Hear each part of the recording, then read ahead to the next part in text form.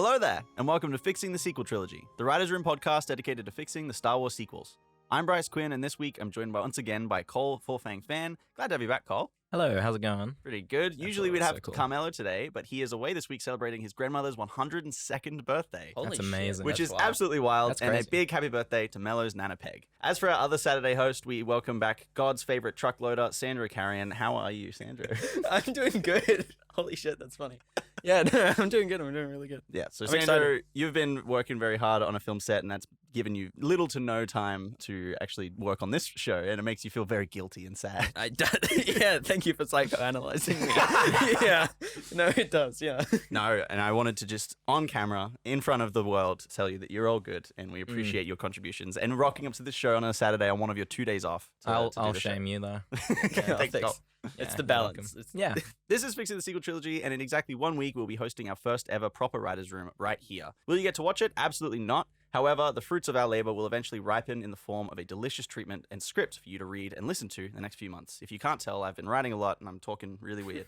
Now, for today's nonsense, we'll be diving into the Holdo Maneuver, lightspeed tracking, and other wacky concepts that the sequel trilogy dropped on the fandom, not completely unlike a cat dropping a dead rodent on our collective laps. This is fun because I feel like the only other episode that's been like concept based is like that Last Jedi Order episode I jumped on. Yeah. But every other episode I've jumped on has been like sort of very character focused. A character analysis, yeah. Yeah. So this is fun. We get to talk. It's not quite world building, but it's more like It's a world building episode. it's a world building episode. This, to me, and in my it's- mind, is the perfect kind of like representation of those high school kind of conversations you'd have, where it's like, well, how does this actually like work? Even like, would you have like Omni-Man fight Homelander? Like, who's win? You know, it's like stuff like So that. Reddit. It's Yeah, so very get like ready. Reddit kind of Yeah. conversation. 'Cause I guess we're going to jump into the hyperspace lanes this week. Yeah. Oh wow. Nice. So I think we can start off with the Holdo Maneuver. I'm going to combine what we usually do, which is what went wrong and then what we'd want to fix with it. We can just kind of combine them and go one by one For a few different subjects. through all the different subjects. So we can Yeah, start with okay, like cool. Holdo Maneuver, and obviously we're talking about that one scene in The Last Jedi where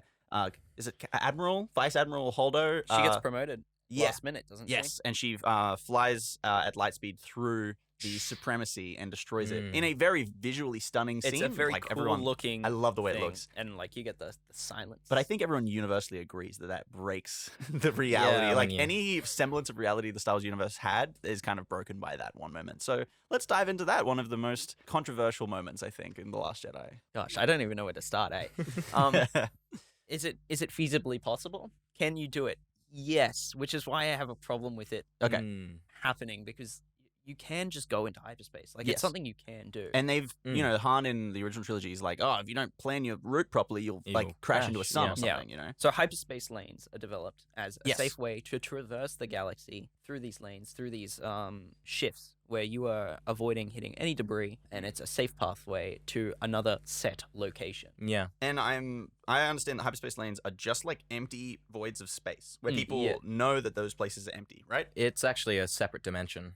So, No. Yeah. So hyperspace is a separate dimension. Yes, and But a lane is like, is it like is that the case? physically? No, I'm pretty sure the lane physically kind of exists. Is the separate dimension thing canon still? Yeah, that's okay. current established canon, and I think it has been for a long while. Yeah, right. I'm sure Expanded Universe for a while was exploring it, but all that stuff's decanon now. Yeah, as far as I'm aware from all my readings, it seems that hyperspace is indeed a separate dimension, and when you, because people confuse hyperspace travel with faster than light travel. It's Yeah. not really, because it's actually putting yourself into another dimension temporarily to traverse faster. But that dimension overlaps with the real dimension because you can still hit like a Yeah. sun, you know? Yeah, that's a point of confusion for me as well, because while I'm reading this, I'm like, well, does that imply that there are celestial bodies and debris within hyperspace that are linked to like the physical plane? Because we get that line in A New Hope of Exactly. like, oh, if you hit a hyperspace just willy-nilly, you're just going to go headfirst into an asteroid. exactly, yeah. Like, So I think, you can infer from that like, yes, hyperspace is a separate dimension, but it can still be impacted or like affected by like massive physical bodies in space. So that's why they have lanes definitely that are like seems- cleared, specifically designed for travel. Yeah, and they have to spend so long calculating it as Which well. is why, they can't go to the unknown regions. They haven't calculated that area. It's unmapped. And if you try and hyperspace travel through You'll it, probably crash. you'll just hit something. I'm and sure die, this yeah. will be relevant when we come into hyperspace jumping. Yes. So lightspeed tracking is, lightspeed skipping is Light on there skipping. as well. But for the current situation of the Holdo Maneuver, Yeah. can you just go into hyperspace like just off the whim? Yeah, you Like can. right through someone. You can decide to just be like, this is I'm just gonna going to press the lever forward, regardless of I What I haven't hit. calculated it or anything. Yeah. I'm just going to press the I'm button. probably gonna die, and you're Yeah. probably gonna die. But then there was that interesting thing said in Rise of Skywalker, where it's like, oh, it's 1 in a million. They do Yeah. say that to try and retroactively Yeah. kind of fix the hole that leaves. Yeah, in but I the- feel like the that creates physics. an even bigger hole because then Okay. why the hell were they taking that chance on a 1 in a million?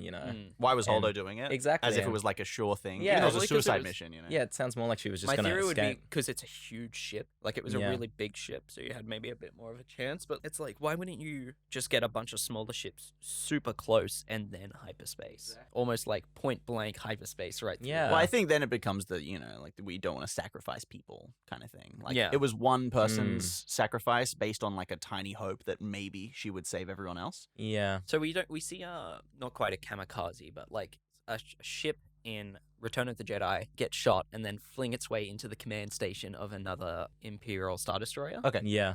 During the big starfight at the end of the movie, and we see that does like pretty significant damage. It destroys like the command center. Yeah. kind of thing. The bridge. Do we want to make it a rule that it is 1 in a million? Do we want to make it a rule that it can't happen? What happens when you hit that acceleration button? That is the question. I Mm. think that's the valuable question of like, what do we want to happen when you press that lightspeed button? If you are, it's one of those like simulations where there's a ship here, there's a ship across from it, and one ship presses the hyperspace thing right through it. What happens? Like, what is the answer to that question? Yeah. And I haven't ever really seen, like, obviously, this is a big problem with the Star Wars community at large. It's just criticism. There's no Yeah. constructiveness there. There's no, like, it should have been this, it should have been this. I shouldn't say there's no. There's less of that than there is just criticism. And I've never seen a constructive thought of what does happen when you do hit that lightspeed throttle to go through something. Cole, I don't know if you've got any Yeah. idea. Well, I did want to add because I looked in a bit more into like the explanations and some of the retcons surrounding the Holdo Maneuver, and I think some of them do answer that. So Okay. the first thing that was posited a lot is that the reason the Holdo Maneuver worked is because she hit the supremacy before fully going into hyperspace. Okay, Because right. one point of contention is, well, if she's in hyperspace, then she's not going to actually collide with the ship because it's not in hyperspace. But what's actually happening is, as she's accelerating, she hasn't hit So the speed necessary. I think there should be an acceleration period because I agree. like, you get that whole visual of the Yeah, stars the like stars kinda spanning out, It's and radical. then you Exactly. go yeah. into like the space tunnel. Yeah, yeah. So there is an acceleration period. So that's their theory. It's like, oh, Yeah, it's yeah, during the and acceleration period and a ship hit Yeah. that was when the impact happened. So she's Yeah. going very fast, but not in hyperspace. And I think that is rooted in some of the books as well. Okay. Because I know the other thing that the books had to do to retcon was they said that I think the Radis is the name of the ship, and it has an experimental shielding that allows it to do that. So it's the only ship that ever could have pulled off the Oh, maneuver, that's which kind of fucking- like I know, and it's Fuck like that. well, that's in the books, and Yeah, the books it's like can- clearly a retcon. The books say whatever the fuck they want to exactly, say. yeah. Put it in the movies. Exactly, yeah. That's very clearly an example of like a cheap retcon of Yeah. like we'll yeah. implement this item on this ship. It's the one There's thing one that can do specific it. Yeah, thing yeah, that can do exactly. it, yeah. And that's why it could do it, and that's it. Which is And like the you most can't- classic, like, oh, if you read the Star Wars book, you'd see this kind of bullshit. you Yeah. know? yeah. It's like, well, the problems in the movies they're fixed in the books and the yeah, comics. exactly. Yeah, fuck Yeah. that. If you read the Star Wars book, you'd see Count Dooku was like pleading for his life before Anakin cut his head off. It reminds me of that one tweet. Yeah. I don't know if you guys have seen this tweet from Elijah Wood. It's one of the most funny things I've ever seen in my life. There's like did you know that the cultists on Exegol had been living there for years worshipping the Sith? And then Elijah Wood replies to this and says, no, how could we know that? And it's one of the single most hilarious tweets I've ever read in my life. Oh, Because it's from that's Elijah Wood of all Yeah. people. And he's so angry. You can feel the fucking anger in the tweet. It's so Elijah, funny. That's God bless. phenomenal. It's so funny. Anyway, Yeah, yeah. side tangent, sorry.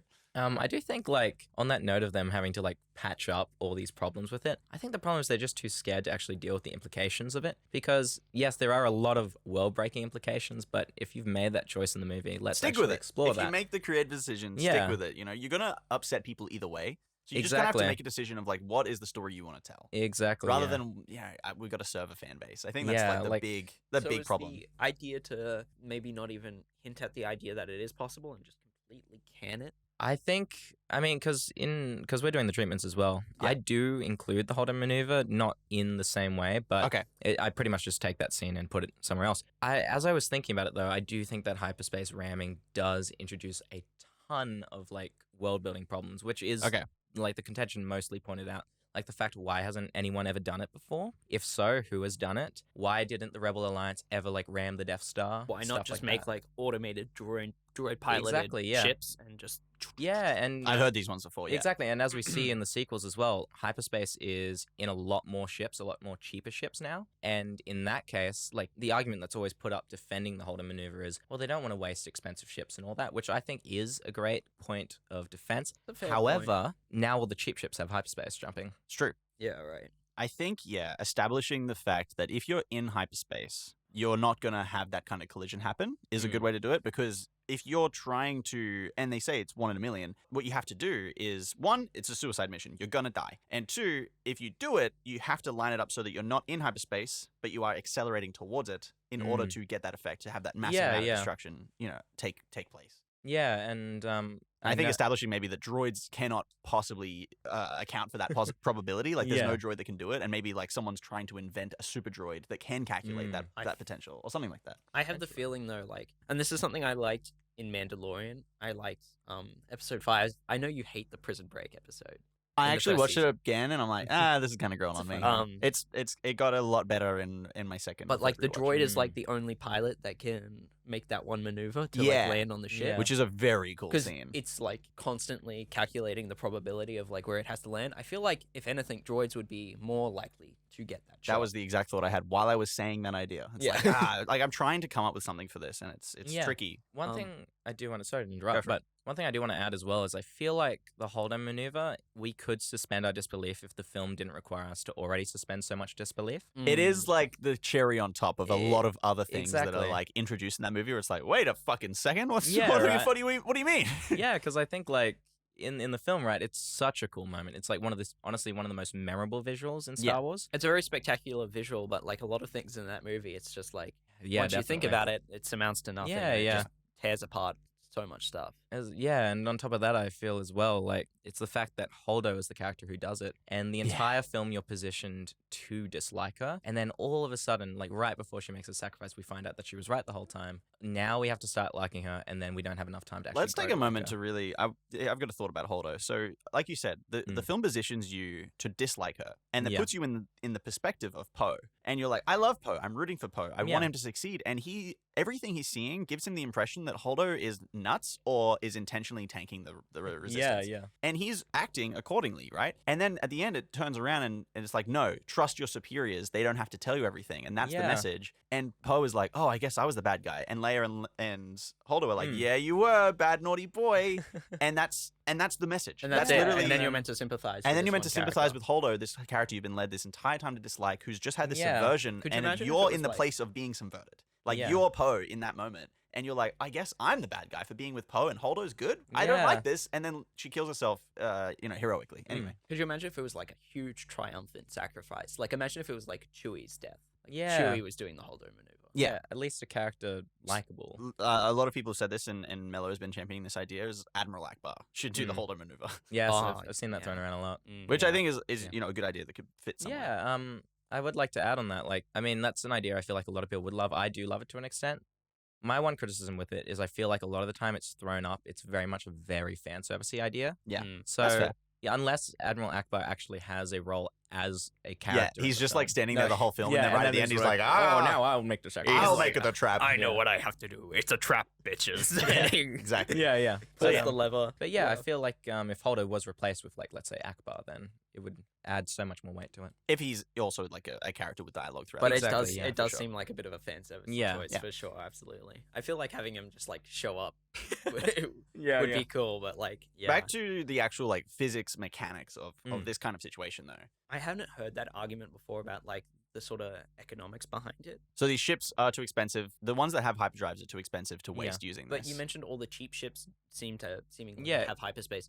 What I would probably specify is cheap ship, but giving a ship hyperspace capability is what makes it expensive. Like, it's the expensive part of the ship. Yes, but what we see in the sequels, I believe, and maybe my memory is a bit hazy, but they put it into stuff like TIE fighters and...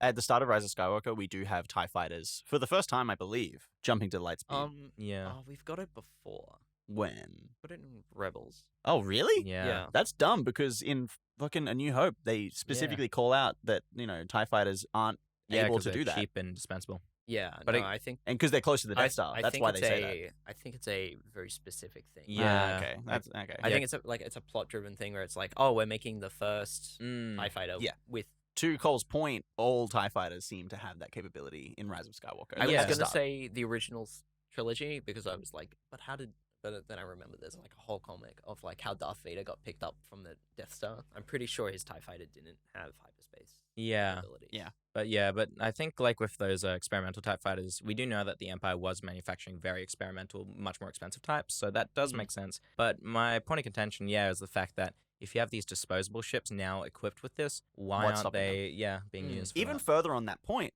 So let's say, oh, it's expensive. We don't want to sacrifice ships. But you're sending ships into a battle, and you watch on a screen 10 ships get exploded. Yeah. It also takes like that dogfighting element kind of out of it. Yeah, so As why well. not just trade one ship and destroy that one when you know you're going to lose Exactly. 10 in the fight anyway, in like whatever skirmish Yeah. you're fighting in, to Do we take out not- the big ship, the flagship. Do we not see a few smaller ships come out of hyperspace during Rogue One and like leave? X-Wings can travel through hyperspace. That's the Yeah. thing. All Yeah. of them. In all of the movies. Yeah, Yeah, and exactly. The Rebel Alliance made a lot of sacrifices. So it like- would make So it makes sense for them to just start doing that. Exactly, You yeah. know? yeah. Do you not like classify X-wings and TIE fighters sort of on the same Yeah, I playing field? put them similar, but again, in the text, they don't travel Yeah, through and- hyperspace. Yeah, okay. And I believe X-Wings are slightly more expensive, I think, because a lot of Empire machinery and vehicles are designed to be cheap and easily expendable. Same with Yeah. like their armor. That's like a big Exactly, thing of yeah. like their armor is like cheap and will Yeah. reflect most stuff, and it's massively producible. Yeah, and that's like the whole difference between the Republic and the Empire. The Republic, they had the clones, this expensive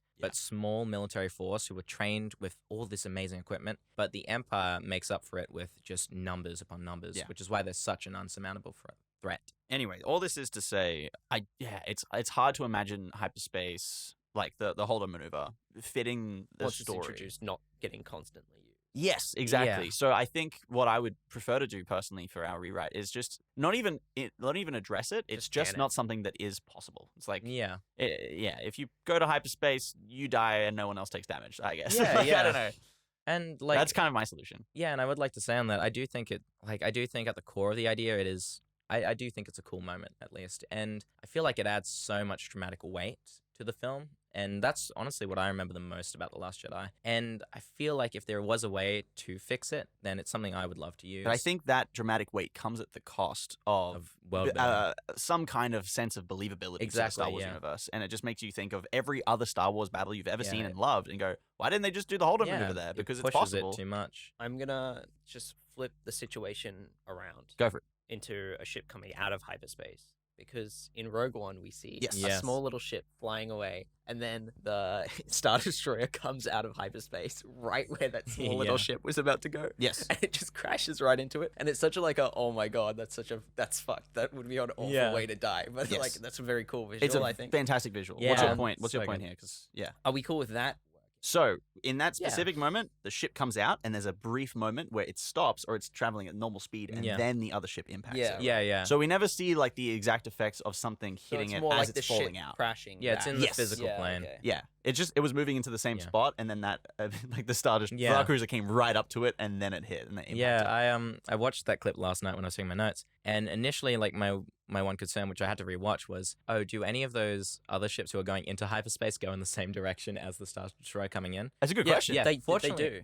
Yeah, they? but I think they're like slightly, like fortunately, they're like aimed away. So, Ah, but it was like one of those things where I'm like, oh, that is a yeah, little maybe questionable. that. Yeah, But- Mm. But it's like I feel like there's enough doubt there to make it fit that it's a cool moment. You'll suspend your disbelief. But I think we've established that, like, the ships will just like go into the alternate dimension of Yeah, hyperspace, yeah. and they will not kind of affect each other. I Yeah. think for us establishing maybe that if you go into hyperspace, you're going to pass through other ships. You won't pass through a celestial body like a large asteroid or a planet or something like that. yeah. But you will safely pass through other ships because they are Yeah. small enough and they're not dense enough. Yada yada yada. If it's a small asteroid, it's still incredibly dense because it's fucking, it's just a big Yeah. chunk of rock and minerals and stuff, as opposed to a ship which is a lot of empty space, gaps between walls, hallways, all that kind of thing. I really like that. I think the only thing then we have to clarify is the subject of Holdo was still sort of accelerating and wasn't technically in hyperspace. I'm gonna say it just you are. Once you see those lights, it's like you're gonna pass through anything. It's fine. It's like you're phasing out. Yeah. You're phasing into hyperspace. You're not gonna impact. It's just because I feel like it has like hyperspace needs an acceleration period. Like it needs to hit that 80, 85, 86 miles per hour. Yeah.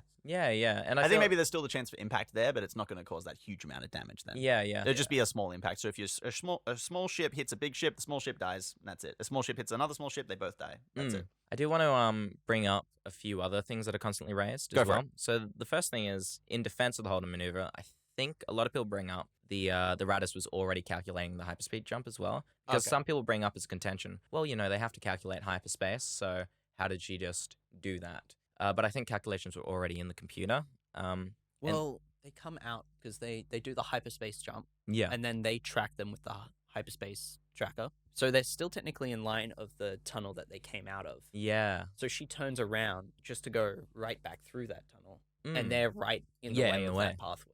So I guess it would still be technically making the calculation to go back through that tunnel. Yeah, that makes sense. And the other thing is, some people posit as a fix, and I just want to hear your thoughts on this because I have my own. But some people think, well, maybe it's a case of most, like, let's say during the Empire, the reason they didn't use it is because a lot of the Empire ships had shielding that would prevent. Like collision. shields is also another part of that as well. It would just be like, yeah. My only contention with that is, I think, why wouldn't the supremacy? Why would the supremacy of all ships not have that shielding? Yeah, it's huge. That's an interesting point, though. I didn't even really think about the potential. Like, shields, magical space shields, magical space shields. Would we already establish that the ship going through has like really heavy shields itself, like Holdo ship, the Radis. The Radis. Actually, I think just as an idea, maybe as a potential fix, I want to hear your thoughts on this. What if, let's say, Crate, or whatever planet they happen to be by right, has this incredible gravity well to it, right? Which disables shielding. And then, because of that, it sets up the mechanisms to allow the Holdo Maneuver to only really occur in this environmental situation. That's interesting. I really like that. It could even potentially be something cooler, like a black hole. Yeah, Like, they could just be next to a black hole. For the first time in Star Wars, just we'll drop a black hole in there. And because it's Star Wars, it's sci-fi and it's space fantasy, it's like, it's dropped out our sci-fi shields. Yeah, like, our tech has been wiped out by this black hole. Because a little bit more reasoning. I think within the context of, like, maybe another situation, that's fine. Within the context of that movie, it doesn't work because, like, the whole idea of, their shields are running low anyway. Yeah, true. And it's like a whole, like, plot point of, like, we only have so much time before our shields are fully depleted, and that's why they have to get to Crate. Yeah. Because they're shooting at them from a distance. Within, like, a retcon of, like, this is how our hyper. If we want to use this moment, we want to use the Holdo around Maneuver and do a light speed attack, that could be a cool We might have to establish that shields have been disabled by something. But yeah, you just run into that thing we were just talking about of, like, does it not just avoid everything that it goes through? Yeah. Is it just safe? Or is there an acceleration period? What? Yeah. I like that because it's well established that almost all ships have some kind of shielding. I like the idea that, like, a large ship has large shields and can block those light speed attacks. And if you have something that takes that out, you could potentially do a light speed ramming kind of thing. Yeah, I remember. That's cool. I like that. As a little bit of a side tangent on that, it was this edit I saw a while back where some fans who really hated The Last Jedi, they're like, here's how the hyperspace scene would actually work. Oh, yeah. And they remade it with, like, proper CGI. And the whole thing is Holdo, she goes to jump to hyperspace, hits the supremacy, she explodes. Supremacy's fine because of its shielding. Yeah, no, that's great. Because you wouldn't waste something like hyperspace ramming on smaller ships. No. So it is cool, like, if you're able to disable those shields, then maybe going through it. How do we feel about the debris? Because, like, when she goes through the right wing of the ship, it's all the debris takes out the ships behind it. It's visually very cool. I'm just, like, wondering, like... Yeah. I think it was designed explicitly for that moment without really thinking about, like, the ramifications of what that might mean for other fights. Yeah, and I was under the implication that, like, the rest of the fleet getting destroyed was sort of in relation to the path through hyperspace rather than debris from the supremacy. Yeah, so if we establish that it's a shield thing, does that mean they could disable the big commander ship's shields and then have a bunch of small ships hyperspace into the big ship? I've lost you there. No, I see what you mean. So are you implying that because of that, a tactic would then come up where it's all about disabling shields and then ramming with smaller ships? Yes. Okay, yeah, I see. So it's like another world-building concern. So they, like, sneak onto the ship to disable the shields? Or would that become a main strategy? I'm talking, like, in the universe. Is it a feasible strategy for them to then just disable the command ship's main shields Yeah. and have a bunch of small ships. My question is, how do they disable those shields? The I shield don't generator. know, but Yeah. like, you know, Do they get? Yeah. Do they have to go into the ship to do it, like Obi-Wan? Yeah, yeah. Because that doesn't seem like a feasible strategy. Can I they think- shoot it from yeah. outside? Yeah, well, I think it's I'm more just posing it just to see as like a Okay. military strategy. yeah. Do we think it would be feasible? And like, does the not so feasibleness with that strategy make it more believable and more real within the world building? Having it be because a it's a harder possibility, thing yeah. to do. It's difficult, but it's possible. I feel like you could write it that way, and then it's like, okay, one, shields cancel the Holdo Maneuver, and they just destroy smaller ships on impact, and I guess bigger ships too. I don't know. If you've got 2 Star Destroyers and they're smashing into each other, now we're in like the full Reddit territory of like Yeah. random ideas. Or, We're like, just like possibilities. Let's build 2 Lego Star Destroyers Yeah. and just smack them them, together yeah. and screen it. So Yeah, if they like if one rams into the other one, good lord, Oh, you hyperspace. Oh, you'll cut it out. you it's hyperspace fine. rammed into the microphone. Yeah, Hold on, I'm Sandro sure. maneuver. Sandro maneuver. Yeah. Nice. Yeah, I really don't know. And Yeah. what my gut is telling me is just like have it just be that they phase through each other. Just have it be like Yeah. you know. I do want to proselytize a little bit. Go That for I've always been a big believer that all fiction requires suspension of disbelief. Yeah. And as I pointed out earlier, I feel like Holdo Maneuver, people shouldn't it so much if the rest of the film just really like kept you in. Yeah. But like the moment you're getting, you're questioning like whether or not Luke's motivations actually make sense to his character, whether or not like Poe is in the right and stuff like that. And Yeah. there's all these things that just make you start. So to you really question. think that's like the kind of the key that like breaks Yeah, the rest of the film open? Exactly, because you're taken out of the movie, right? Okay. You're right. And really, I think what the fix is to address the systemic issues of the story as a whole, and then add a few more justifications for the Holdo Maneuver. And set it up a And- little bit better. Yeah, And have it exactly. be like a part of a situation that occurs, as opposed to I just agree, yeah. something that anyone can do at any point in Yeah, any yeah. battle. Yeah. Because honestly, like, you could levy so many of these like nitpicks about technology and like genuine criticisms And this against the original specific trilogy. discussion could go on for multiple podcasts. Exactly, So- yeah. And Yeah. about the original trilogy. Fixing the well. Holdo maneuver, our Yeah. new podcast coming Yeah, out. well, we just started a new podcast. Fixing the Death Star 2. Yeah, so yeah, I think we've lingered on the Holdo maneuver long Yeah. enough. I think we gotta. Yes, I we've agree. used What a if lot of we- time. We gotta move on. What if we like then used smaller ships with hyperspace capabilities to hyperspace just directly into cities? Can I cut you off? Here? we gotta move on. The Holdo incident. The whole We gotta move on. So we've got lightspeed tracking is the other one. Mm. I personally am just in favor of cutting that because, like, specifically what we see in the Last Jedi, because it's they have a machine that once it locks onto a target and they jump through hyperspace, they can track them through hyperspace and follow Yeah. them. I think I told you that I hated it a while back because to me it seems like you're destroying like something that feels so ingrained into Star Wars for me of like they need to get out of a bind. They're in such a tight situation. It's a part of pulp action. Is that like, oh, they're in a tight bind. They managed to just the thing's broken. They got to fix the thing. they and gotta then jump just to squeeze lightspeed, out. and they just make it out, Yeah. and then they're safe, and you can move on to the next scene, and Yeah. you can edit Mm. and you can write it. It's so that it's a writer's dream. it's a writer's dream. It literally is. It's just Exactly, like, cool, yeah. cut, and we can move on to the next thing. Great. And with lightspeed tracking, it gets rid of that, and I feel like subtracts from the value of the writing, and it makes it less, I guess, black and white, and it takes away from that adventure feel Mm. because it's like, oh, they've tracked us. Now we've got to keep dealing with this situation. Guess we'll just keep hyperspace skipping until we. Yeah. And yeah, I guess maybe that's just our limitations as dumb people who aren't really writers. But I don't know. Mm. Cole, you got anything for this one? No, I'm just against it, really.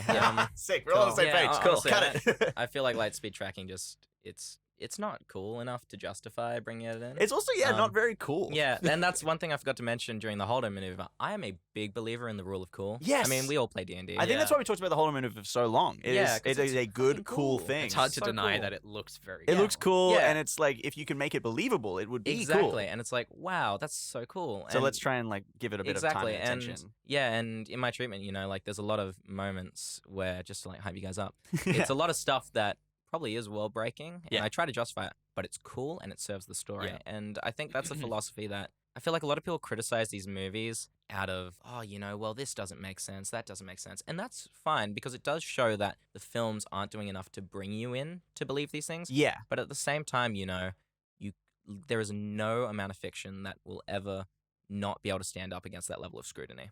Yeah, if you want to scrutinize anything, you can. You can pick holes in absolutely anything. I think I see what you're saying. Yeah, it's there. like the cinema But if you sins write, mindset. yeah, exactly. But if you write a compelling story that brings people in, Yeah, you'll it doesn't matter. You will suspend your disbelief. Exactly. So yeah, Yeah. I think that's the ultimate goal here. So we can, like you said, the Dungeons and Dragons rule of cool. We can Yes. kind of try and stick to 100%. that. So then. So cutting lightspeed tracking. Cut it. Fuck yeah. Fuck Move on. yeah. So lightspeed skipping. I am actually somewhat in favor of this because I think it's fucking cool. I This is knew an you were gonna episode say 9 this. idea, right? This is episode 9. Okay. So I this don't is know something about that Poe does. Oh, we need to. Can we have a brief intermission just so we can show him the scene? No. No, because I feel like you're gonna say it like it's a really cool thing, and I'm not gonna be able to word how disgusting it is. Okay. We'll do a little reaction. I feel Are we like actually going to play I the feel like video? there's you gonna need be to- extra content for the Okay, Patreon. we're going to fucking... I'll chuck Get it the up scene on on screen, screen. and we're just going to cut here for the podcast. Yeah. So, Cue call reaction. good lord. Alrighty. it's actually also the Yes, start of the movie. Yes, I It's think right at the start. It's I right think at I have seen this once, but I do not remember it well. Alrighty. So. Alrighty. Just going to get a little Nickelodeon ad I'm going to have to cut out as well. I'm going to mute this. I can't believe you're making me do this in the middle of the show. This is the worst. Cole should see the fucking movie. Well, we'll save it as a stretch goal. And then Claude just comes out of nowhere. Claude shows up. Alright, and that's the end of the scene. Okay. We're back from our brief intermission to watch a scene that Cole hasn't So seen Cole from Rise hasn't of seen Skywalker. Rise of Skywalker. As probably we've Yeah, mentioned a few This might times be on the my podcast. favorite returning bit. Yeah, Because Cole hasn't that's- seen episode 9. There's been a few moments in the past, like, few months where I'm like, oh, I should watch it now. Now I'll save it. Yeah. Keep the gag It's going. going to be great when we finally get Yes. to make you watch it. But, so that scene, they're lightspeed skipping around. Yeah. And they're So- jumping from world to world to world. Now you can make Explain an it argument for to the me. rule of cool here. It's cool, Okay, so but- what he's doing is he's pulling the lever to go into lightspeed, not near any designated tunnel, Yeah. jumping, pulling out, and just safely exiting. Oh, he should so be dead. He Yeah. should be so dead. Everyone kind of agrees that they Yeah. should be dead. However, I posit that a sufficiently talented Jedi, who is also a sufficiently talented pilot, should be able to lightspeed skip. Okay, I could. Such made as this- Rey, after she's been trained in both. You've made Yes. this argument before, Yes. and in the past, I've been very hesitant to it. I would treat it as a moment very akin to Luke getting the shot into the Death Star reactor. Okay, so it should be like you do it once and it's incredibly lucky that you do it. Yeah, but it's also like it's complete. It's the idea of like it's feeling. It's nothing. Yeah. It's just completely Like a trust in the Force. a trust in the Force Gotcha. thing. Because I can't imagine it being. It's like that Yoda moment where he just like kind of lets the Force take the wheel for a bit in Yeah. the Clone Wars. Yeah. Yeah. Yeah, Let I- the Force guide me. I will. I guess- Yeah. me driving home from set. No, no, don't say that. Don't say that. I think. Sandro drives responsibly. I swear to God. I swear to God. Right. Yeah, I think my initial thoughts on this, it seems very aloof. Like, Yeah. like Poe says it like it's something that everyone does. It's you know, also the I'm best lightspeed dialogue skipping, ever. come And on. Finn's like, "What are you doing?" And Poe's like, "I'm lightspeed skipping." 'Cause- As if Finn's never seen this happen Oh before. my god, yeah. And like that's the thing. I feel like even though I'm kind of against this on principle, Yeah. I do think that if it was actually set up with stakes and for like a dramatic moment where like a Force sensitive is like, oh, do I trust the Force? Sure, I can like forgive it then. But it seems like it's the issue of Bear with me. couldn't everyone do it? Bear with me. Bear with me. So it's the scene, and it's Rey, who's now been trained as a pilot, going up against Ben Solo, Kylo Ren, who is born to Yeah. be a pilot because of his genetics. Yes, yes. And then they are flying and they're trying to take each other out a dogfight. And then one of them jumps to lightspeed and the other one follows. And they start lightspeed skipping around and they're like, huh? You're just as powerful as I am. And it's like an anime. No, I think that's ridiculous. No, it's awesome. It's so cool. so I ridiculous. barely even used 10% of my powers. Exactly. You get that Yeah. exact line from Kylo Ren. I imagine it is ships in a scuff, and there's no way looking out. Okay. And Yeah. they're like, oh, this is the end. This is like This is cool too.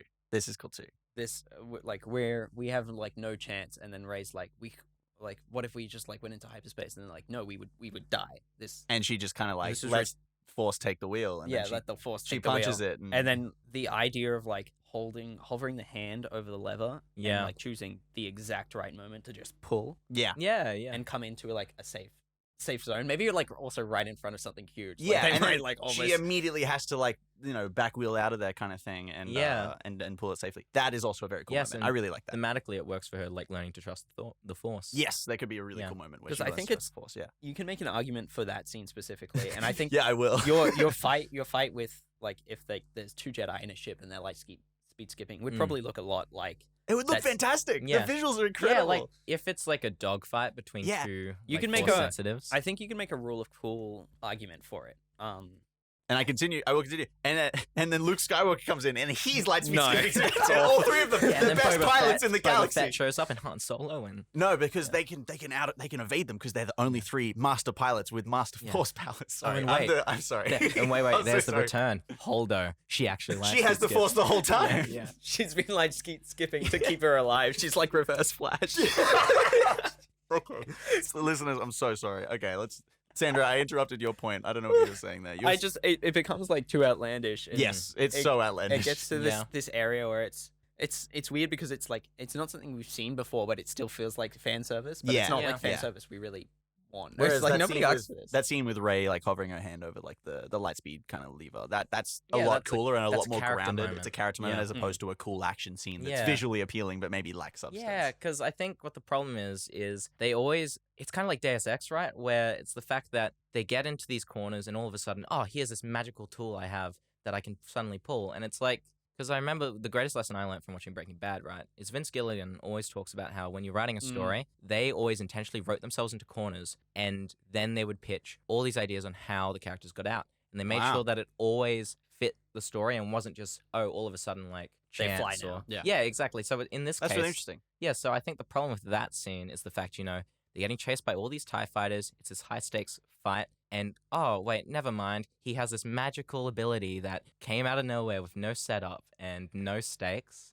no consequences, and he just does it. No fear as well. Like it's just like, oh, I'm just gonna do this thing that's probably gonna kill me without any remorse. I'm gonna put my friends in put my friends in mortal danger. Yeah. And I'm gonna kind of laugh while doing it almost. It's I'm like yeah. speed skipping, baby. Woo! It's like the scene in episode 7 where, like, Rey pulls out that circuitry from... Yeah. from the... I bypassed the compressor. Yeah, boom. That was perfect timing. Oh, fuck.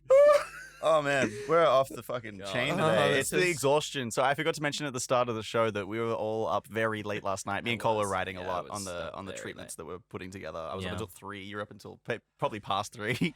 I won't get into it. Yeah. So anyways, let's get back to it. Let's try and stay try and stay on the show. No, I'm having too much of a good time, honestly. It's Oh, too man. good. Stop it now. So, lightspeed skipping, potentially some ways to use it, but Yeah, I'm gonna say definitely not the way that was used at the start. Yeah, I'm of going to vote no, Rise of except for Skywalker. that Rey moment. That's Yeah. cool.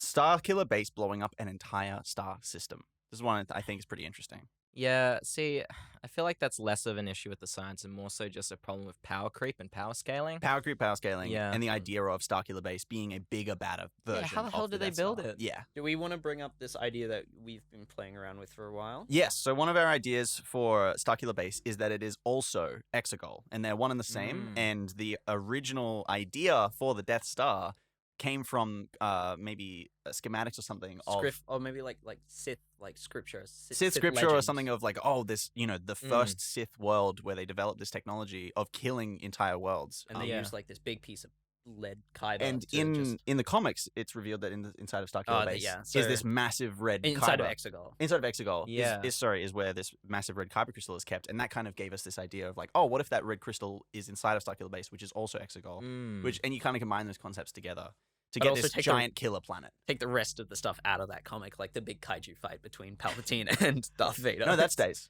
okay. That's in the sequels now. Yeah. I would like to bring up as a argument against that. Okay. I think because you mentioned that these are potentially like the same schematics the Death Stars are inspired by. Yes. I think the problem with that is that the Death Star was a Geonosian.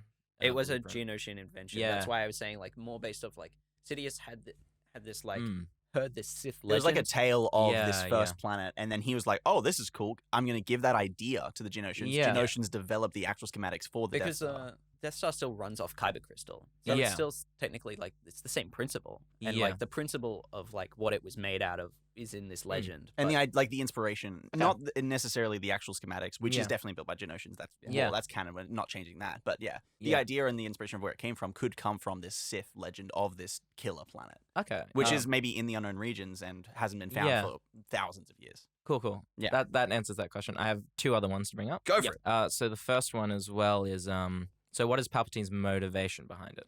Okay, so I've got an interesting answer for this one. Okay. Sandra, you got anything? Do you have an answer to that question? No, I'm excited to hear. I thought it was a cool idea, and it was a cool way to set up Exegol and like set up a big final like space fight, star fight, fully end. Like we get a big, huge star fight, end of the trilogy. That's our threat. Is it kind of like A New Hope? Is it kind of like Return of the Jedi? Sorta, but like it's honing back to like those themes and those moments that we love. And I think it would feel rewarding in a last film. Yeah.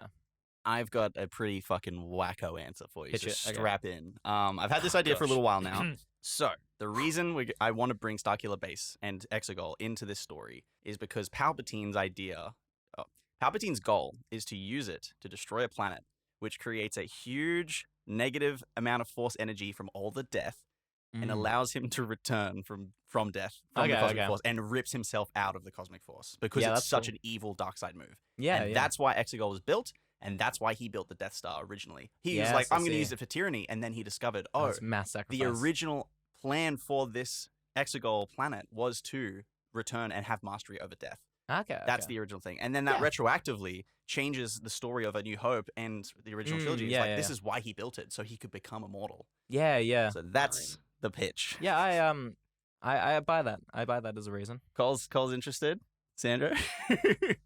And audience, that's a pretty fucking wild one. So for the audio listeners, I'm sitting here just like stroking his chin like Obi-Wan Kenobi. Sitting and I think there's some very cool ideas in that. I like what you've done, and I think there's some very rewarding possibility that can come out of that. And I want to say this right now, I don't want Palpatine to succeed. I don't want him to fire the laser. That's his goal, but I want him to fail. As a very like broad strokes idea of like that's his motivation, I think it definitely needs some touching up. Yeah. But I think it could explain, like, that's why he built the second one. Because everyone's like, why the fuck did he do the same thing twice? That's why. That's he wants to control and have have the galaxy fear him because of this giant laser. Well, you sort of lose me as like this grand force of like dark side energy coming from thousands of people's death. Yeah. We know from A New Hope, like Obi-Wan can feel it. Like he can feel it's like a huge impact on the force. He can feel like a shatter, but it's like it's not essentially going towards like dark side energy. No, but we can make it do that. It's like it's just like I felt like I get all these people died. I get you. Yeah. Oh, that is interesting. I think my other concern to bring up. You said you had two questions. Yeah, my final one I think is more of the logistical side of that. Yeah. So I guess that has a few parts. So firstly, you mentioned that he's building all these Death Stars and stuff. Well, if he has Exegol, why would he do these ones? And secondly, how was he able to build Exegol? Because we see that the Death Stars take a lot of time, a lot of resources. Yes. So the answer to that question is that after Return of the Jedi or during, he sent out expeditions to the unknown regions and they found it because he had all this. So he was searching. He for didn't have it yet. At the height of the Empire, he had limitless resources, and one of the things he was trying to do was find Exegol. Yeah. And so he found it successfully, but then he died. Yes. Or he didn't. Maybe he didn't even hear back from the people who did find it before he got to die. And maybe they don't even find it until like midway through the first. Exactly. movie. And then 25 years pass, between Return of the Jedi or 20 years pass between Return of the Jedi and The Force Awakens. Yeah. And in that time, the First Order has found it, and they're like, "Oh shit, we've got Exegol now." I think it's a nice idea because like I still think Palpatine he is honing in on trying to be like Master of Death. Yeah. And like it's a pretty common like super evil bad guy thing. We can start the trilogy with like him basically almost having it. Yeah. And his own comeuppance once again is like just his own arrogance, his own ego. Yes. Like he already has like all these clones of himself. Yes. And he has this like massive overconfidence. But there's nothing that's truly him.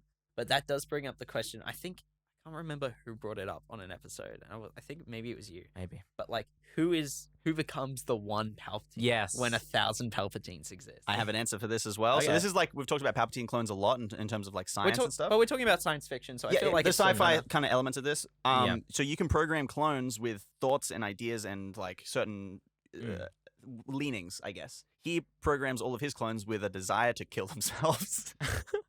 So they have this like overriding kind of desire to like I yearn for death. Yeah, but I feel like that because I feel like that's so in conflict with like Palpatine that the clones themselves would be in this constant state of confusion and like because everything's motivated by he wants them to be that way because he knows that if left unchecked they will want to become the true Palpatine. Yeah. So he needs to program them to die like Mr. Meeseeks. It feels I see. I'm not like super sold on that idea. It's just one idea I had. I see where you're coming from. It feels wrong from like also like a Star Wars movie. True, like, that's fair. It's pretty fucked up. Yeah. And we get this It's- great sequence with It's super fucked up. With And the like whole like mass suicide. all yeah. the people over in the comments, if there are comments of like, yeah, but it's already super fucked up anyway. Star Wars already has super fucked up shit. It's like, yeah, but it's like, also the kids. man. Sandro likes avoiding the super fucked up shit if we can. Yeah, because I feel like But I come back to like Anakin murdering children. Like Yeah, that's about yeah, it. That's the level of dark we can hit. that's you know true, what I but it mean? never phased me as a kid. I was just like, oh, cool. especially the way it's handled. Like, Yeah. you want to handle like a bunch of clones. No, I don't want it mass to be on genocide of a screen. I bunch don't of- want there to be a mass genocide or mass Yeah. suicide. I Mass want it. suicide. I want it to be more like when someone asks Yeah. him like, "Oh, why aren't you trying to take over?" He'd be like, "Oh, So I can die. I yearn for the void." Yeah. like Well, some see- weird space shit. See, I feel like that is an answer that's very much a similar thing where it's like the easy way out. That's I mean, fair. not a commentary. No, I'll go allowed. cry. Yeah, Bryce, get out of here. Get out. No. But like I can see where you're coming from, and I Yeah. do think that does address some things. But I agree with Sandra's concerns there. I don't want to linger on this too long. This Yeah. is a I did- lot of we're very close to the end of the show, Yes, so I yes. want to like jump through some other stuff. No, Go I for it, think, like, yeah. thanks for hitting with the pitch though. Yeah, Yeah, that's a good. I do think you should follow the idea of like what would happen with all these Palpatine clones like fighting. Because There's I a think lot of that's potential there, and I think interesting. we'd probably end up doing an episode Yeah. on like another episode on Palpatine and what we're going to do with Yes, this character yes. for sure. Now, leaving that just for a moment, sort of very similar to that though. So Force clones, dark alchemy, Sith secrets. Only the Sith would know. I don't know what the line is from Rise of Skywalker. Are we but- talking about revival? So yeah, Force clones. I think we're all very much sold on cutting that. Like that is not something that can be done. You can't clone people with the Force. Oh Yeah, I don't think so. And that also, decanonizes Yeah. Force Unleashed, which I'm pretty sure is very Oh much no, decanonized. it was already. Yes. Okay. Yes. So that's not. You can't make Force clones hard stop. That's They just it. They never had Star. They couldn't have Star Killer in canon. Exactly. Yeah. That man's absolutely. Right. that man's insane.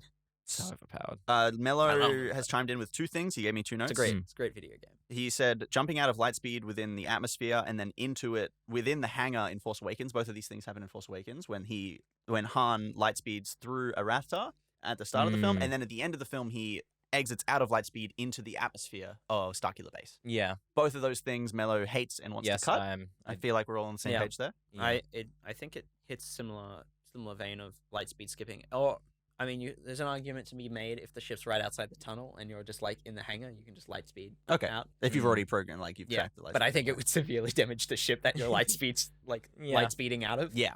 Yeah. Like severely damage the hangar. Oh, that's cool. No, I like that. I Yeah. like that. See, I feel like sorry to interrupt, but no. I feel like a lot of these ideas, it could be a lot more interesting to see them if we also see the consequences of people failing to do them, because that sets up stakes. Yeah. Like, let's say we see people try to light speed skip, and then all of a sudden, bam, just die. boom. Yeah, exactly. The ship explodes into pieces. Mello's other note that he sent in was he thinks single biome planets are silly, which is fair, but it's also Star Wars, so I like single biome planets. I mean, personally. Hoth is a single biome planet. Yeah, Yes. and there's like believable ones like that, like desert planets and ice planets. They exist in Yeah. like the real world, but like a single biome Takodana, for example, is not really. Yeah. Just jungle. It's just I think it's like forest Takodana.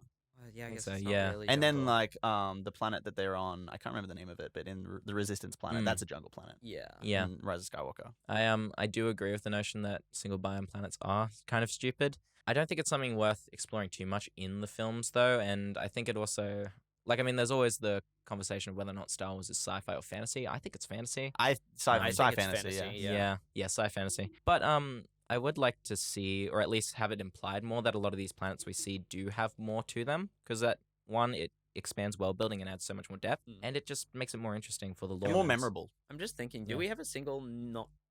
Do we have a not single biome planet in the original trilogy?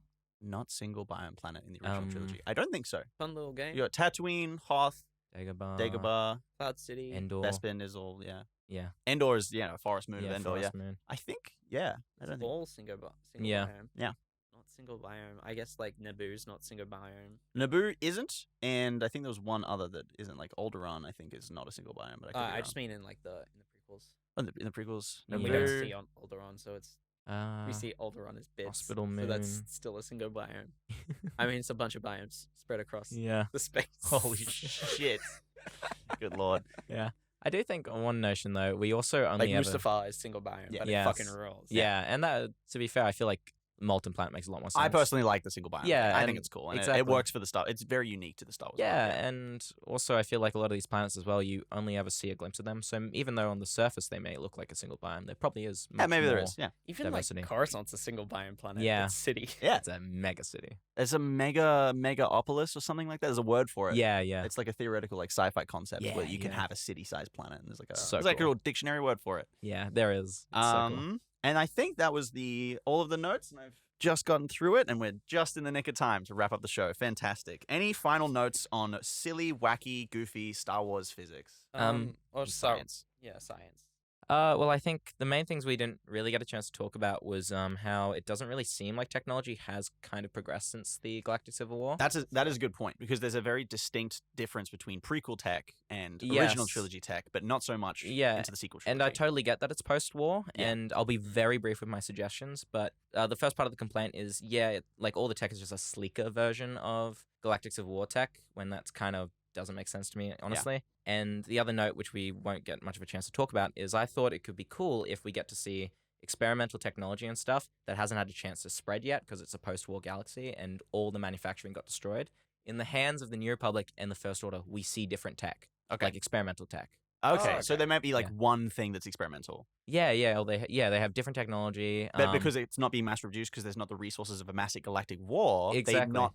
they're not mass producing these experimental yeah. prototype weapons. Exactly, and they Cool. have different benefits. and I like pros and that a lot. cons. I've actually got something that fits that perfectly. I introduced an EMP Oh, into fuck Star yeah. Wars, because I'm pretty sure, I don't know if they've used EMP tech They at have. all. They have? Yeah, there's a little They bit. Oh, have, my like, mistake. Yeah, the clones had a lot. Is that in Clone Wars? Or is it in the Yeah. movies? Because I don't watch Clone Wars, so Oh, if it's in well, there, I haven't I used don't know that if it's either. in the movies actually. No, it's a big thing in Clone Wars. Yeah. Because obviously you're fighting Fighting droids. droids. Yeah. Yeah. That's how I use We it. need to have an episode on droids. Oh, do we? Yeah. Droids. Oh, cool. Roger. And Roger. like, what do you mean? Like the concept of droids and how they Uh, fit into the world? Or? Well, I do think droids are kind of world breaking, but oh, okay. that's a discussion for that episode. Damn. But I think just talking about droids, how they would fit in the sequels, Mm. and then just the concept of them. And Cool, Actually, yeah, I think that's that's the great. list. I Yeah. can't wait for Roger episode. Yeah. I think that'll be good. Yes, but droids are world breaking and destroy Star Wars. So. That is a great Yeah. teaser for our Ooh, episode on yeah. droids coming soon? Question mark? Who knows? I don't. Sometime. Yeah, who knows? I never know Yeah. what we're gonna do next, but I Droids. think that is gonna round us out for today. Thank you so much, Fuck guys. yeah. It's been an interesting chat. We lingered a lot on the Holdo Maneuver, but I think it was worth it because it's one of those things. It's like part of us really want to include that in the story, but we also want to figure out how to do it believably and that it doesn't feel the way it did in the last Jedi. And also, like, it's talking about hyperspace, and there's two other things related to hyperspace. yeah, there was a lot like Mm. mixed in with that conversation Yeah, as well. and they fly now. And they They fly fly now. now. We all fly now. Yes, there were always jet troopers. And as we say at the end of the show, they fly now. May the That's force not- be with- That's not it. They fly now. Thank you, listeners, watchers, however you've enjoyed the show. This has been Fixing the Sequel Trilogy. We are here every Friday talking about Star Wars and working towards fixing the sequel trilogy the best that we can with our limited writing abilities. They podcast now. They podcast. They God, podcast now. You guys are just going to not stop. Okay. Nope. So you can find us everywhere on Instagram, socials, TikTok soon. We're going to have TikToks very soon. Give us 5 stars on Spotify, like and subscribe, all the good stuff. And until next time, may the Force be with you.